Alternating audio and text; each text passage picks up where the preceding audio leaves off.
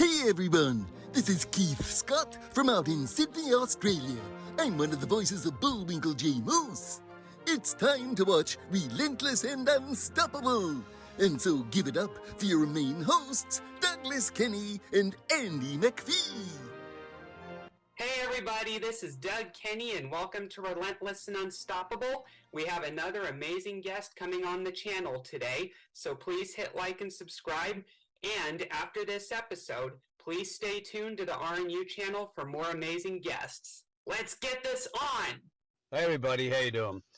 Just a quick little share of why I started Relentless and Unstoppable. It was for one very simple reason, because of Doug Kenny. Nothing to do with me at all, zero. I was just coaching Doug, and he took on the coaching and mentoring, and he made all the changes. He took all the suggestions from his parents as well as my coaching, but it was all about Doug, his breakthrough and his weight loss, his willingness to accept that he is dealing with high functioning autism and other issues, but he's never quit, he's never given up. So we did one interview with him to share his story, and then we decided to start interviewing other people. And Doug has now taken over the whole channel, and he does all the interviews, he runs everything. He's just an amazing young man. So RNU was born from simply what an amazing young man Doug is, and his story needed to be shared.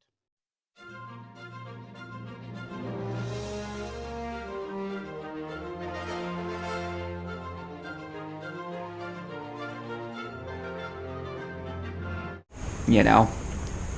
Well, yes. Although I've not heard, and I was in contact with all the people who knew what was going on. I never heard if anyone expired as a result of being caught in that dust. There's an awful lot of us were. My goodness, thousands of us were caught in that.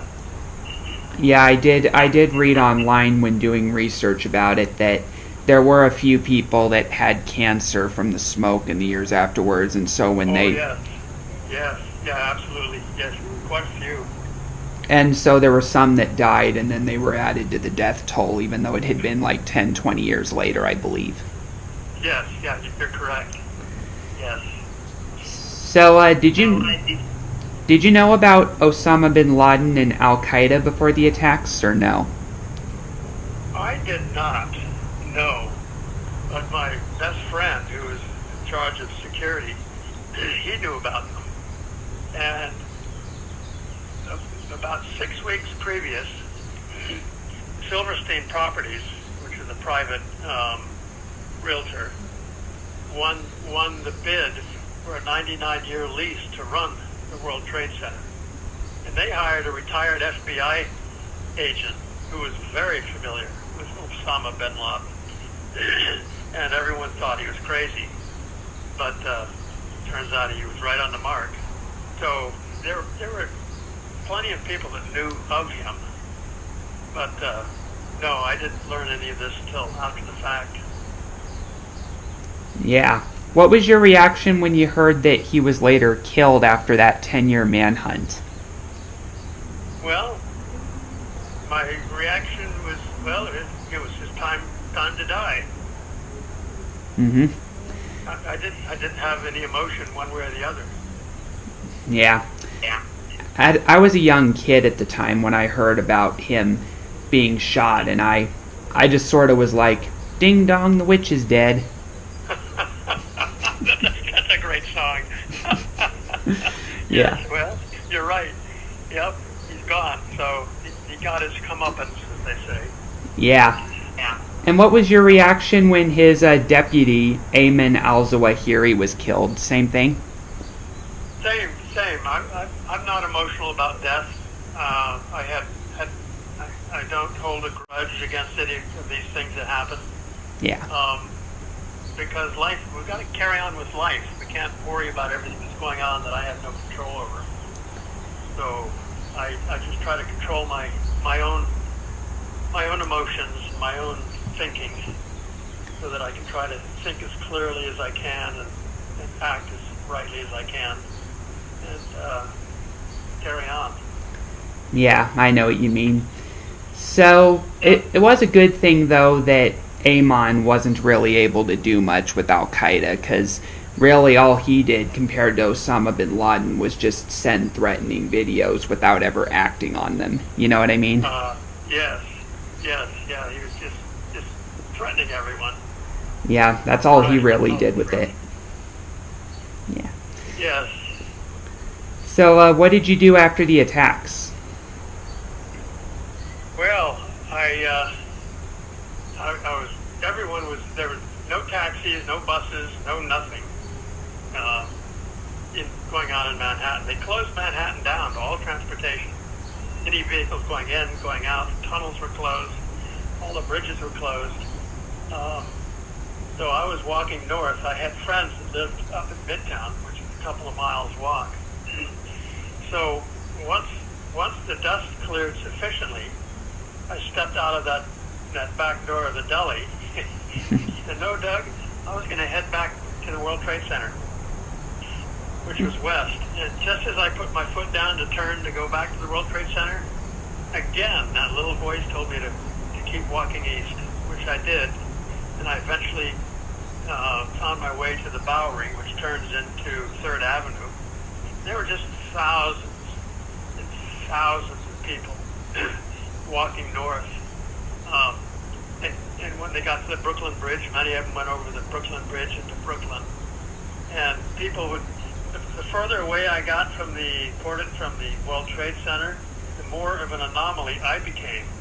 As everyone evacuating the city here in their normal business clothing, I'm in a blue pinstripe suit, black shiny Florsheim shoes, and a little black briefcase, no hat, and I'm the color of the Pillsbury Doughboy because my suit, I got soaked coming through that water down in the mall. All that dust just clung to me. And people were stopping me to offer me their cell phones to try to call home. People were taking my photographs. And I finally, I was so thirsty, I had to get a drink of water. My legs were cramping. Everything was cramping. I went into a deli off the Bowery. And the Bowery in New York City used to be known, I don't know if it still is, for where all the bums would hang out. So I went into one of the little delis, walked to the back, and got a bottle of water, and went out back to the front of the store and put the bottle of water on the counter for the cashier. The cashier looked me up and down and said, "That's $1."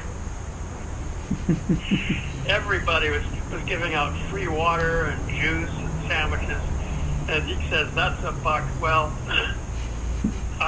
everything, my entire body was cramping up. It must have taken me 3 minutes to get into my pocket to get a dollar bill out, which I paid him.